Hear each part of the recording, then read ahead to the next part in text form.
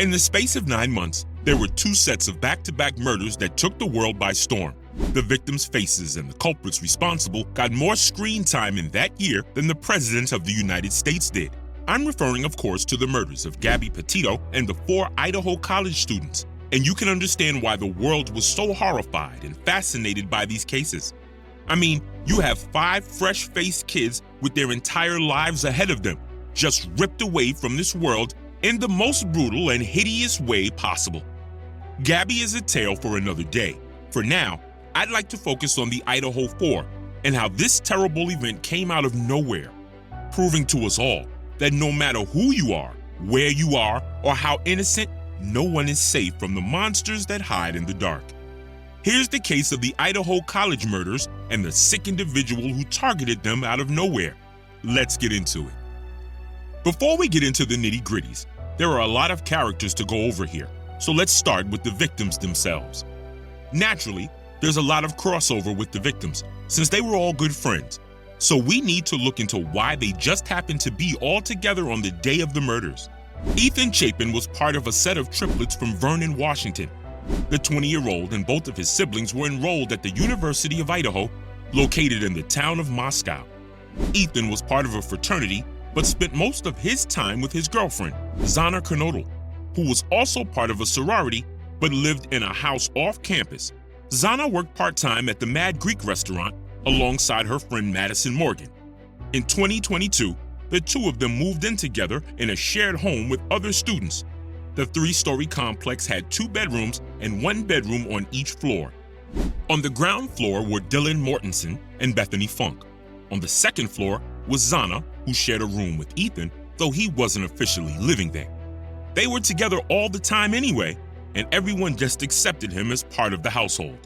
And on the top floor was Madison and another tenant, Kaylee Conglaves. Kaylee and Maddie had known each other since the 6th grade, so sharing a floor made perfect sense. Kaylee had recently purchased a silver 2016 Range Rover. Actually, Kaylee wasn't supposed to be in Moscow that week at all, but she'd headed back early to show her best friend, Maddie, the new car. Kaylee also had a golden doodle named Murphy with her, who the group decided was the unofficial mascot of the house. Murphy spent his time between Kaylee and her ex-boyfriend, Jack Ducour, in an amicable shared custody arrangement between the 2. On November the 12th, 2022, a Saturday, all 6 inhabitants of the home had their own things going on. At 9 p.m., Kaylee posted a picture of her, Ethan, Xana, Maddie, and Bethany praising her friends for being such special people. This happy snap would later become the focal point for all of the news reports that were about to surround them in just a few short hours. After that, Ethan took his sister to a dance. Then he picked up Xana and they attended a frat party.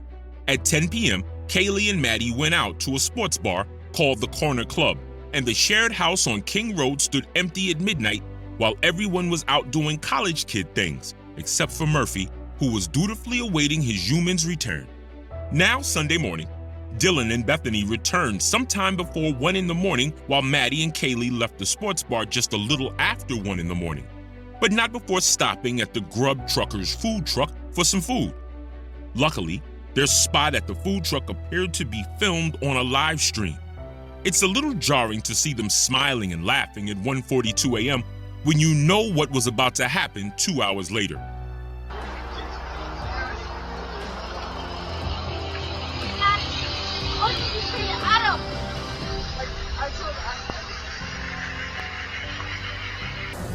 I would like the carbonara. Okay. But if I have like a free grub truck on my app. Oh, yep. So what you want to do is we'll actually do this. Cool. Thank you. Absolutely. How many more do you need? That's the second one? Awesome. Dawn's mom. Oh wait, yeah, one. Maybe I didn't have a free one. It's right here. And then what was the mac? Don't forget to move the The spoon. carbonara. The carbonara mac of the week. Here, I'll grab it for you. Excellent. And then click see rewards. Enjoy. And it looks like you do not quite have enough points yet. Oh, that's okay. That's good. $10.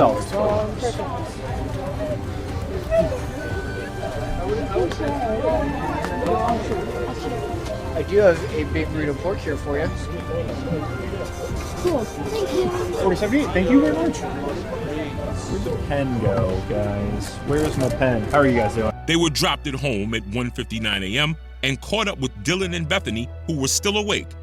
The girls debated on whether or not to get food from the truck too, because Kaylee and Maddie's spread looked delicious. But in the end, they decided that at 2 in the morning, that was too much effort to bother with. Everyone retreated to their rooms, and Ethan and Xana arrived home sometime between 2 and 2:30 a.m. Maddie and Kaylee were on the 3rd floor, both inside their shared bedroom, playing with Murphy. Dylan went to bed on the 2nd floor, presumably in the only empty room up there, even though her room was on the ground floor. She was scrolling on TikTok while the rest of the house settled down, and Bethany headed off to the ground floor to her own bedroom to go to sleep. Xana and Ethan were in their shared bedroom right across from Dylan on the 2nd floor. Xana placed a DoorDash order for food at 4 a.m., and this delivery was dropped off at the front door. Dylan could hear Kaylee and Maddie, whose room was right above hers, still playing with Murphy around this time. At 4:12 a.m., Dylan heard someone say the words, "Someone's here."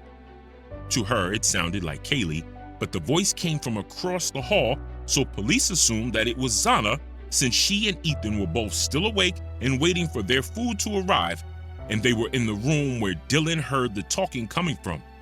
3 minutes later, the home security camera recorded the sounds of someone muted whimpering, a dog barking, and a loud thud. Dylan heard crying coming from Xana's room, and she even opened her door twice to see what the crying was about. But Xana and Ethan's door was closed, so she decided that she couldn't disturb them. Then she heard an unfamiliar man's voice saying, "It's okay, I'm going to help you." Now, appropriately alarmed, Dylan opened her door for a 3rd time to finally find out what the heck was going on, but she saw a stranger in the hallway, dressed head to toe in black, his face covered with a mask, and that he was approximately 5'10". All she could see from his features were the bushy dark eyebrows and lighter skin. The stranger ignored Dylan completely, even though she was standing in an open doorway. He simply walked past her, through to the kitchen, and exited the house through the sliding glass door. Dylan shut her door, locked it, and frantically started calling and texting Xana, Ethan, Kaylee, and Maddie. She couldn't know if there were any other strangers in the house, so this decision was the wisest one she could have made. Poor Dylan's received a great deal of criticism for locking herself in a room and not going out to see if her friends were all right. But I'd like to personally tell all of those people to stuff it where the sun don't shine. A 21-year-old girl on her own, inside a house, not knowing how many potentially dangerous people were inside, she did exactly what she should have done. Should she have called 911? Yes. But no one's thinking clearly at that moment. She focused on contacting her friends whom she was worried about. Her friends were her first concern. She finally got through to Bethany at 4:22 a.m. They text back and forth for a few minutes, coming to conclusion that Dylan should make a run for it to Bethany's room downstairs.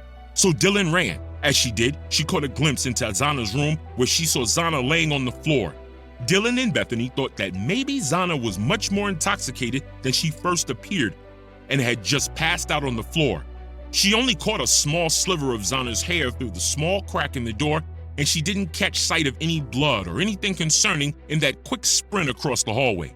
Xana was wearing black that night, so Dylan might have imagined that it was a man in the dark hallway when it was just Xana all along. So that's where they hunkered down until morning, certain that Dylan had imagined the whole thing and Xana was just a little drunk.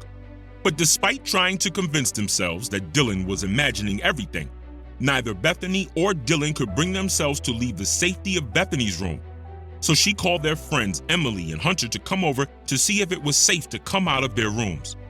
Hunter arrived, got Bethany and Dylan out before heading upstairs, and armed himself with a knife taken from the kitchen. He found Xana on the floor of her room, covered in blood, and Ethan on the bed facing the wall, also saturated with blood. Both of them were unresponsive. Hunter rushed out and told the others to call 911. At 11:56 a.m., the call was made that there were 2 unresponsive individuals in the home, but Hunter, not wanting to scare the girls even more, did not reveal to them that there was blood at the scene. So when police came to 1122 Kings Road, they were not prepared to find 4 dead college kids. They were under the impression that a girl had alcohol poisoning or a bad reaction to drugs. They definitely weren't prepared for the absolute bloodbath that they were walking into. They found Ethan and Xana on the 2nd floor and Kaylee and Maddie upstairs. Maddie and Kaylee were found lying on the floor of their bedroom with an empty leather sheath belonging to a hunting-style knife on the bed next to them. All of the victims were pronounced dead at the scene. Each had multiple stab wounds, mainly focused around their upper bodies. Maddie and Kaylee were killed first, with Maddie putting up one hell of a fight. Her nose was broken, her hands were busted up as she tried to stop the knife from coming down, and the blows to her head were so severe that they would have killed her at a later stage if the killer hadn't stabbed her first. Then the assailant moved on to Xana, who had apparently been on her way out of her bedroom door, possibly because she'd been alerted by the same noises that Dylan had, or because she was on her way to collect her DoorDash delivery. The killer stabbed her to death while Ethan slept. Xana's defensive wounds showed that she fought back against her attacker. Ethan had to have a few too many drinks, so when his head hit the pillow, he was out like a light. It's highly probable that he never even woke up during Xana's attack or even his own assault. Murphy the pup was locked in a room on the 2nd floor, unharmed. The attacks happened between 4 and 4:20 a.m., meaning that 4 kids lost their lives to one single assailant in the space of 10 to 20 minutes. The killer left no prints. He'd worn what was essentially a ninja suit to hide his face, and he'd brought a weapon with him.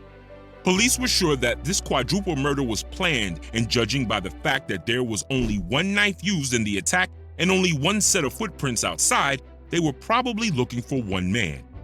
They kept the discovery of the sheath quiet since it was their only piece of physical evidence at the scene. The sheath had unfamiliar male DNA on its clasp and was covered in both Kaylee and Maddie's blood. The town of Moscow cleared out overnight, with many students' parents picking them up 2 weeks before term ended. The victims' families stayed hoping for answers, which, given the circumstances, police could not give them at that time. All they were told was this was a targeted attack and that Maddie and Xana had fought back hard. Within 48 hours, police had 15,000 tips and more surveillance brought in than any case in Moscow's history. Private homes, businesses, and even dashcam footage was supplied by what seemed like half the town.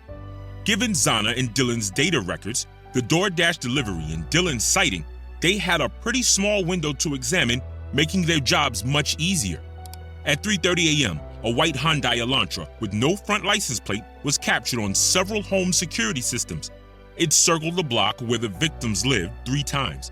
At 4:04, the Hyundai parked behind the house. At 4:20, that car pulled out of its spot like a bat out of hell, nearly spinning out of control when it took a turn too fast. They followed that car on more CCTV and traffic cameras, all the way to Pullman, Washington, just across the Idaho border. Pullman was another college town home to Washington State University. The Hyundai arrived back in Pullman at 5:25 and pulled into an apartment complex. Like these security videos from a camera on a house near the murder scene. Videos that show a white sedan, a car that investigators believe was driven by Bryan Kohberger, making repeated passes at the King Road house that night before the murders. With evidence like this and our reporting, we have assembled it. There was no sign of sexual assault. Lanier confirmed 2 other roommates were home at the time of the attack. Police also say the roommates called some friends over later that morning because they believed one of the 2nd floor victims had passed out and was not waking up. The 911 call was made from the phone of one of the surviving roommates, and multiple people talked with the dispatcher. At this time, police say they have no suspect in custody. Captain Lanier cleared up some rumors during Sunday's news conference. We do not believe the following individuals are involved in this crime. The 2 surviving roommates. A male seen at the grub truck food vendor downtown, specifically wearing a white hoodie. A private party who provided rides home to Kaylee and Madison. Police also don't believe any of the friends who were at the house during the 911 call are responsible. Lanier says investigators are aware of multiple phone calls from Madison and Kaylee to a, quote, male subject, which they are still investigating. Bringing someone to justice is their top priority. Nothing we can do will bring back these young lives. but we have an absolute commitment to working together to solve these senseless murders. They're still asking people to stay vigilant and be careful, and police are also hoping that anybody who knows anything calls their tip line. That's 208-883-7180, 208-883-7180. And there's also an email tip line. That information is on our website as well. But we know, Doug, University of Idaho President Scott Green also spoke today during the press conference. He was saying right now they're just trying to figure out ways for students to feel comfortable coming back after break, that some students stay home actually. And they're trying to figure out ways to accommodate students who choose not to come back to campus. That's right. They didn't give any specifics, but they did say they might employ some of those COVID-19 learning tactics, which we would assume would mean remote learning. Yeah, and he also really emphasized the fact that security is the top priority for the students and the things that they've set up, as well as counseling, like the escort service that they have to walk people to and from places. Yes, they have a 24/7 Safe Walks, and they also have free counseling that students can use. All right, Abby, thank you very much. Police sat on this information while they narrowed down the year and make of the car, as well as running every person in that complex through a background check. The problem was, Kaylee had a stalker before the murders, and although that turned out to be a dead end, police still had to do their due diligence tracking the man down. Now, I need to stop and give the authorities the appropriate praise. Even with the families and the public breathing down their necks because they weren't giving up anything, they continued to do this by the book. They faced a great deal of criticism from all sides, but nothing kept them from doing their job and doing it right. If it weren't for them keeping their cards so close to the chest, we never would have seen an eventual outcome like we did. Look, we've covered quite a number of cases where the police work was absolutely atrocious. But Idaho murders is not one of those cases. They were dead set on finding the right guy, and they weren't going to let a stupid mistake allow him to slip through their fingers. By the 29th, just 16 days after the murders, a security guard at Washington State University ran the car model and suspected years of production through their system. Like all security at both universities were tasked to do, and he got a match that he brought to police. As an extra cherry on the cake, the car was registered in Pennsylvania, a state that does not require license plates on the front of cars, just like the one at the crime scene. The car belonged to Bryan Kohberger, a 28-year-old student who just transferred over to Washington to pursue his PhD in criminology, of all things, at Washington State. And Bryan was a strange one, all right. This morning, newly released body camera video shows Bryan Kohberger being pulled over by law enforcement during a traffic stop 3 months before the University of Idaho murders. Hey there. I stopped you going a little fast. You didn't realize this is 35? Oh, it's 35? It is, yeah. So you're going 41? Yeah, 43 is what the radar said. Besides studying for his PhD, Bryan was also a teaching assistant at the university, but he'd been fired from his assistant role because of his increasingly alarming behavior toward the other female students. He spoke down to them, was condescending, and openly separated the women from the rest, like he considered them inadequate to the men. Though his background held no criminal record or any outright signs of violence, Bryan grew up with a host of problems. Gawky and socially inept, he was bullied mercilessly in school. He had a neurological condition called visual snow that caused him to see constant speckles of static in front of his eyes. Old blog posts revealed some disturbing writings from his teenage years, where he referred to himself as a breathing sack of meat, described emotional numbness and demons that haunted his mind. He documented an earlier heroin addiction as well as overcoming it, even expressing an interest in counseling others who were in the throes of addiction. But college brought a deep fascination with criminal psychology and a disturbing interest in killers. He even made posts online, posing as a student doing a survey, asking past offenders how they chose their victims, how they felt before, during, and after their crimes, and if they thought they'd do it again. It seems that Bryan was driving out from Pullman to Moscow since July, visiting Kings Road a total of 23 times over the course of nearly 5 months. His phone always pinged in front of the house between 10 p.m. and 4 a.m. On the night of the murder, Bryan's phone pinged in Pullman right before he drove out to Moscow, so he switched the phone off and didn't start it up again until 20 minutes after the murders, when he was 20 miles out of town. He arrived back home at the same time that they traced the white Hyundai on CCTV, and yes, Bryan lived at the apartment complex where it parked just after 5 that morning. At 9 that morning, Bryan arrived back in Moscow again. This time, he just parked across the street from the crime scene for 10 minutes before driving 30 miles south to the crossing where the Clearwater and Snake Rivers meet. It is assumed that he might have gone there to dump evidence, like the clothes and knife that's never been found. The whole trip back to the scene and to the river crossing was traced through more CCTV and cell phone tower pings. 5 days later, Bryan changed his vehicle registration and driver's license from Pennsylvania to Washington. The running theory was that Bryan intentionally planned the murders exactly around the time that his registration would expire so that he would have a different registration number, alongside almost all of his identifiable information having changed too if anyone ever connected him to the crime. This is actually an outstanding amount of forethought. I've never heard of anyone thinking this far ahead in any crime. Turning off his phone maybe, but planning it right around the time that all his personal information needed to be changed is actually kind of brilliant. The DNA came back definitively matching to the Kohberger family line.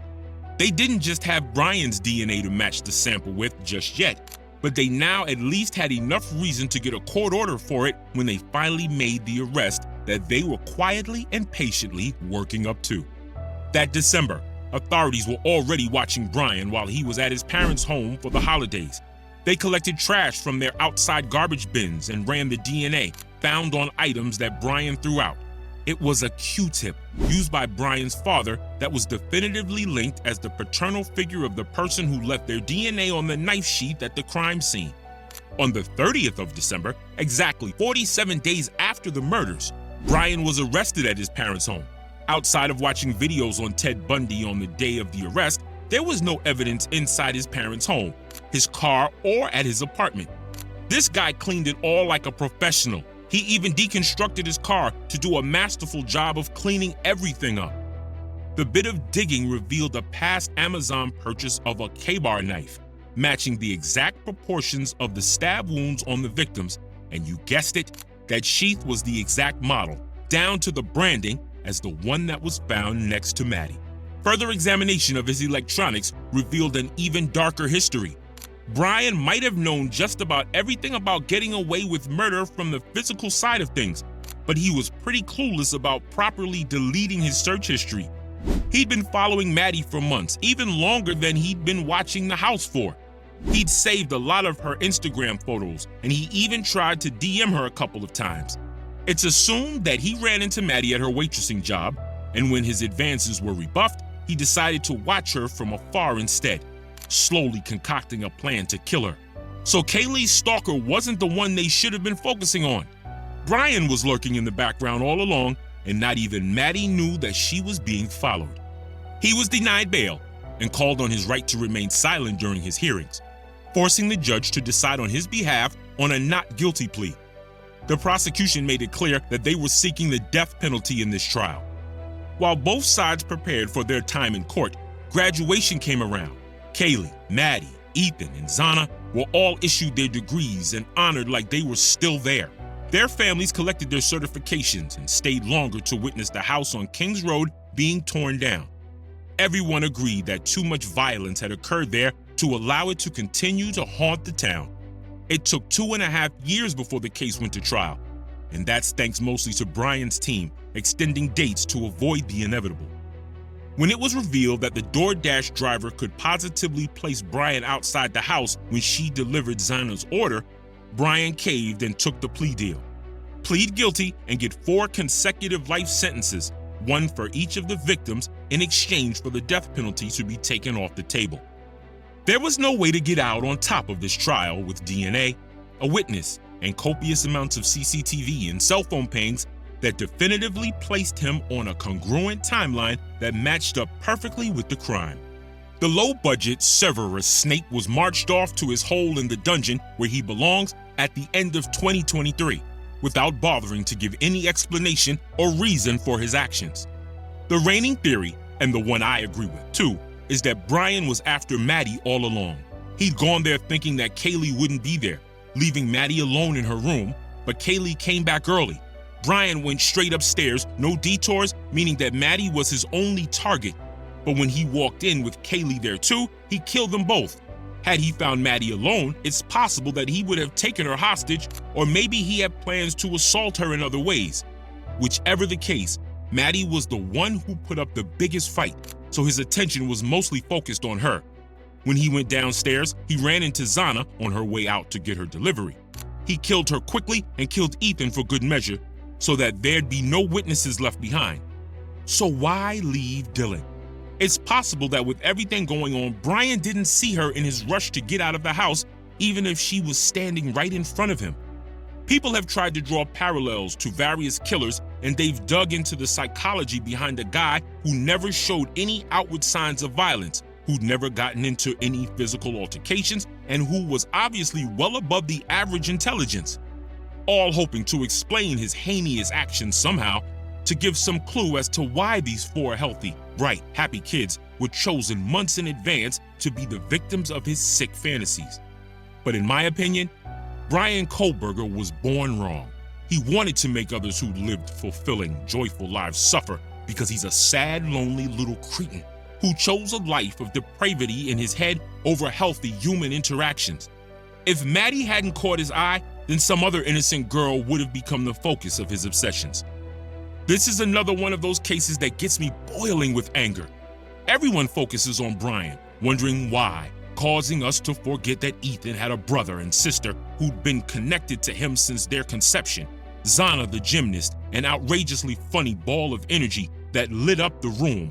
They forget about Kaylee and Maddie, who were like sisters, inseparable in life and in death. But it proves to us all that all of us are potential victims of mad men, simply by the fact that we are alive. That's a scary thought now, isn't it?